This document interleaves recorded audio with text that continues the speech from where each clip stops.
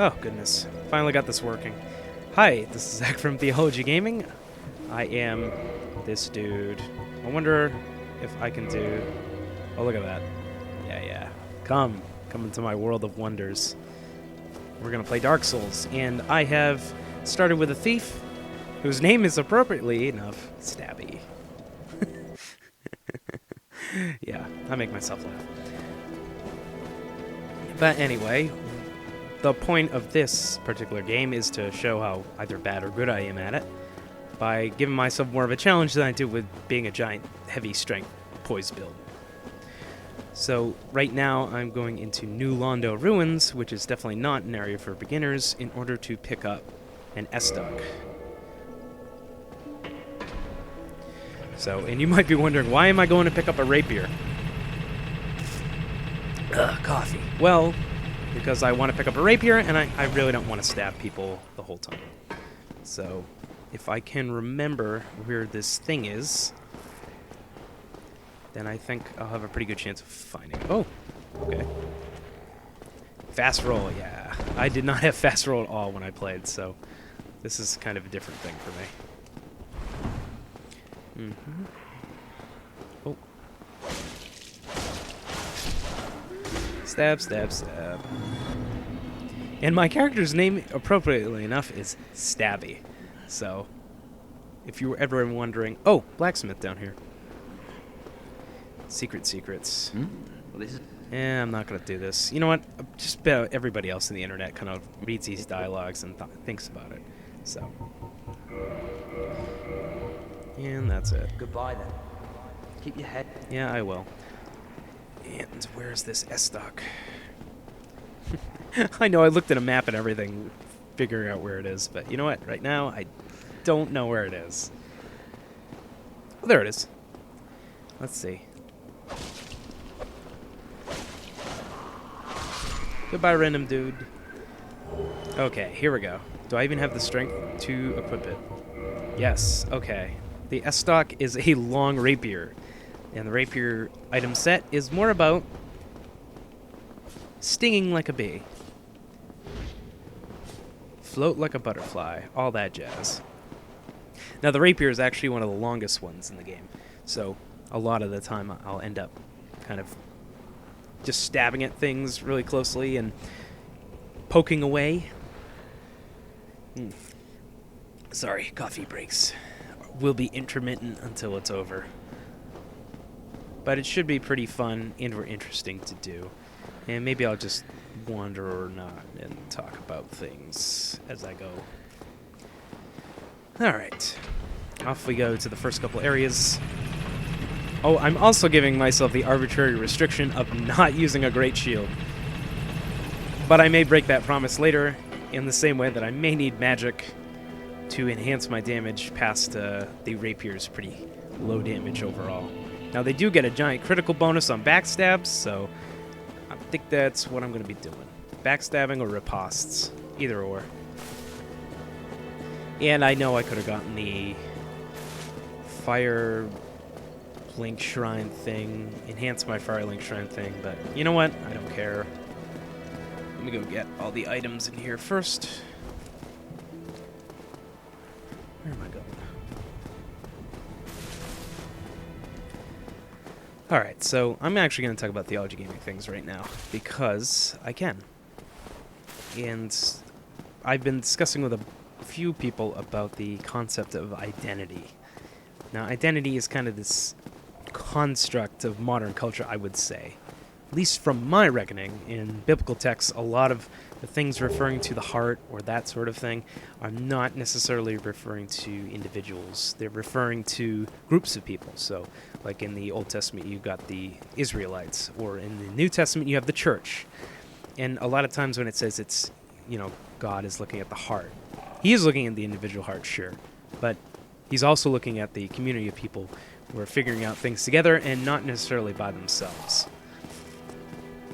So I wanted to make that distinction because I think a lot of times we're like, well, my personal preference of X determines who I am as a person. And that is not what we mean by personality, or should mean anyway. All right, let's see how bad I am at this. And there you go. That's a critical strike bonus. And the guy with the fire? Okay. Sorry, I'm going to be kind of having to pay attention to this first, and not so much... Oh! Wow, is there a long timing on that? Well, I didn't get the riposte, but what are you going to do? And firebomb guy. Oh! Let me goad him over. I know his stab attack is going to be long. Oh! Oh! Backstab. And I'm going to get hit by fire? No? Oh, crap.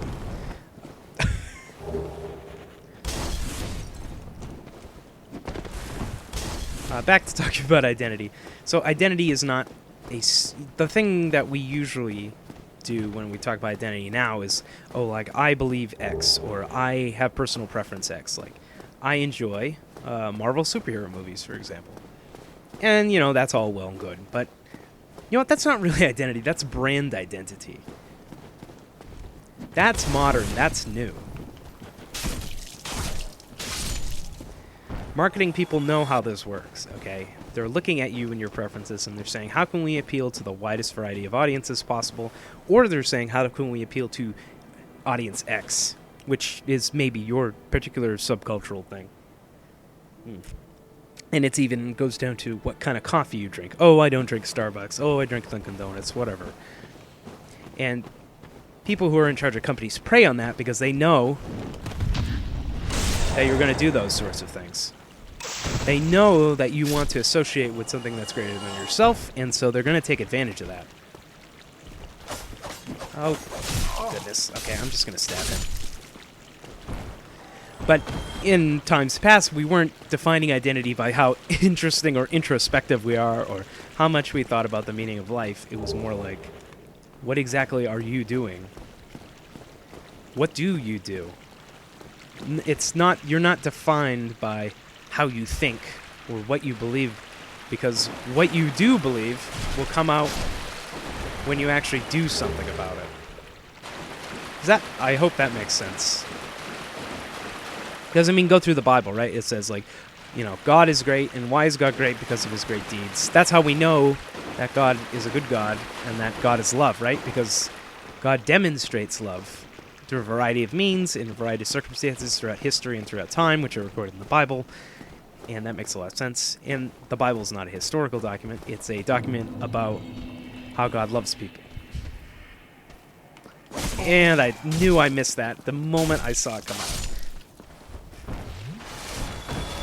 Alright, let me pay attention for a second. Oh, that was an easy one.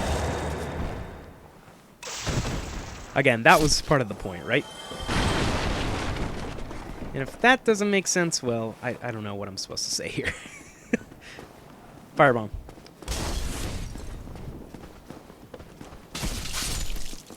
Oh, wow, that hits twice? Well, that's cool. Okay, get out of here. Oh, wow, rapier doesn't take much stamina either. That's pretty cool. I think you can parry with an open hand, too. I had to guess. I know that the parry timing on the small shields is actually larger, so it actually gives you a little bit more. But obviously, you give up defense in order to do that. And that's the reason why great shields don't have a parry at all.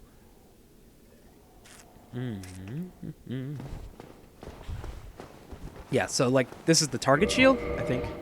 Yep. And target shield is really low in weight, obviously, but it's not that great at actually guarding things. You're going to lose a lot of stamina just by doing that.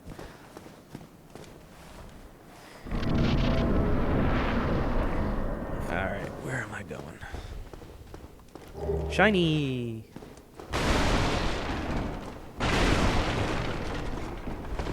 Oh, wow, I have slow roll? Just from equipping the S-Stock.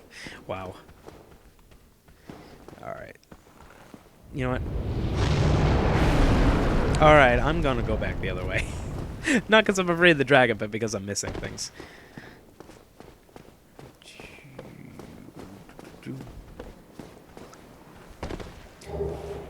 So if you're wondering about identity, I think it's not this ambiguous metaphysical concept like a soul or something. I just think it's whatever it is you actually do. Oh, ambush. And I did really bad at that one.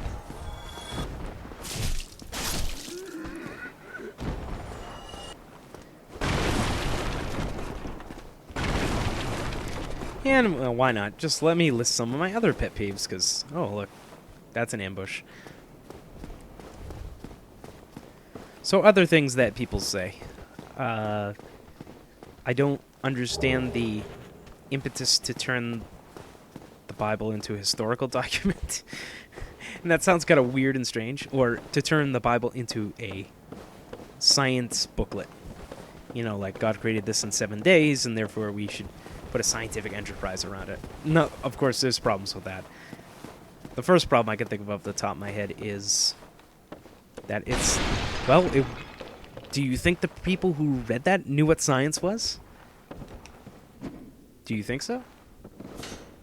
I'm asking. I doubt they did, because science, as it exists today, is a human construct developed to solve problems. And why can I not hit this dude? There we go. And you too. Oh, wow. Good job, Zach. Getting that rubbish. I think okay, so to get back to my thing. I'm pretty sure that whoever wrote those books was not thinking, hey, here is how I explain the origins of the universe using the scientific method, which, as you know, did not exist at the time of its writing. We're applying a modern framework to an ancient book, and I just don't think that process works. And if you think it does, well, please, by all means, come and prove me wrong, but I do not see that. Alright, let me see if I can jump over here. Is this possible? You know what, I might need to just de-equip this. Yep, let me try. I can't remember. No? I think I need to come in from a different direction.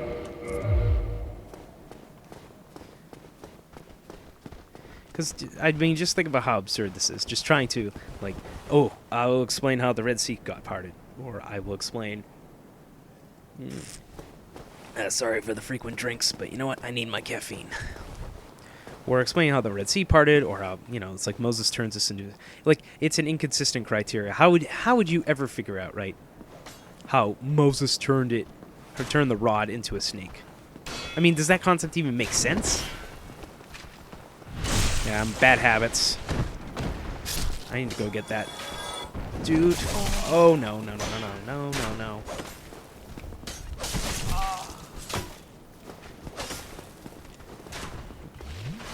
See, now I'm thinking about theology, but I'm not thinking about playing Dark Souls.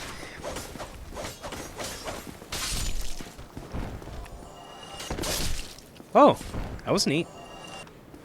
That's what I should be doing. It's the darn archer guy. I'm so going to stab you in the face.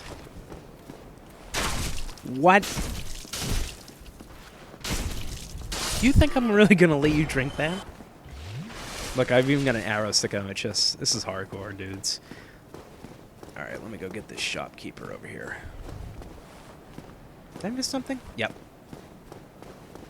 Right here. Yep. I don't think it's better than what I got on, though. It's slightly lighter, and it blocks more damage. So yes, it is better. You know, actually, I don't care if I'm going to wear heavy armor with this. I'm going to wear, like, moderate armor. Because I can deal with a slow roll. I know a lot of people can't, but... Like, epic name bro, probably. And I will draw you out slowly. As you... you know what? Pairing polearms is the weirdest. Oh. I did not do that well. So let's try this again. Or, I'll just do that. So yeah, back to miracles. Okay, so first of all, you have to define something as a miracle. And then second, you have to figure out how it works from a scientific perspective. Okay, so like, let me remove all the power in interesting parts of this miracle, and then suddenly try to make it fit into my world of preconceived notions about how things work, right? I'm pretty sure the point of the miracles was that they couldn't have happened otherwise.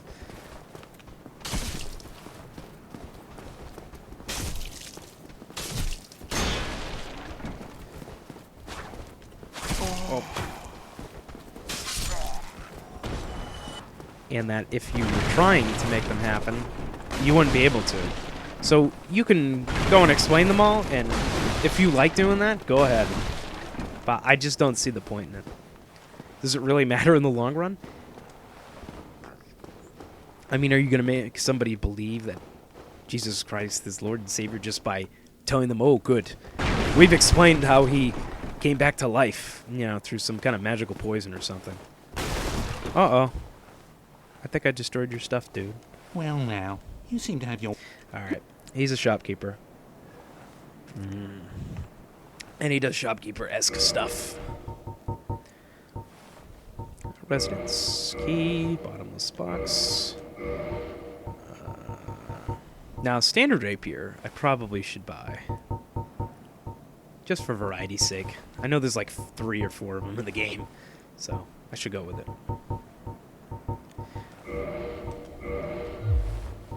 Things are getting And he says things about things. Okay, I'm out. Hey, what's Yeah, the shopkeepers get angry if you leave. Ambush guy right there. And I got hit because I'm stupid.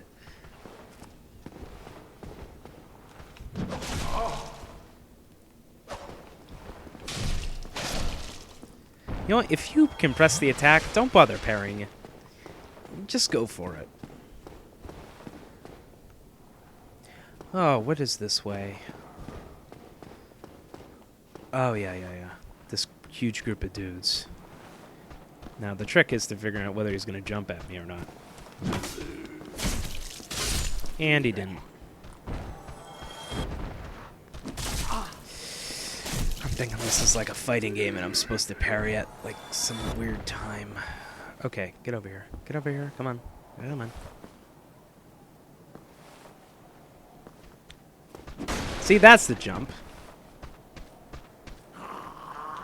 There we go. Okay, so I didn't do the riposte for some reason. Okay. Yeah, too late. Whatever. You can make a lot of mistakes. Especially in the early game. I mean, later, it might be a problem, but right now we're doing just dandy. You know, maybe the S stock is just too slow. Maybe I should be equipping the other one. Less range, but it's definitely a little faster. Okay, let's see if we can get over there now. And we can.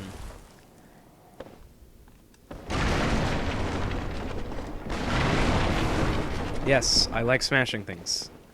They're useful exactly 0% of the time. Oh, and that's my clock. Yes, I'm so holy. And that's all that was over here. Okay.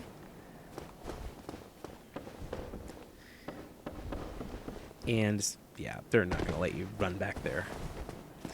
Alright, I'm back up the stairs. As you can see, these levels are very tightly designed, and they all link together in ways that you wouldn't expect. Like, up there, you're going to be up there later, which is very cool. It's that kind of game. We can actually look at something, and you probably can get there at some point in the future. Unified world design, they might call it. Alright, and we are at the first bonfire, so I think I'm going to stop the first recording there. And if you liked it, well, tell me about it. And all that stuff.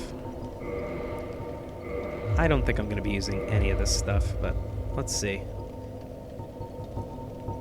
There's literally no reason to put anything in the box unless you just like to organize things.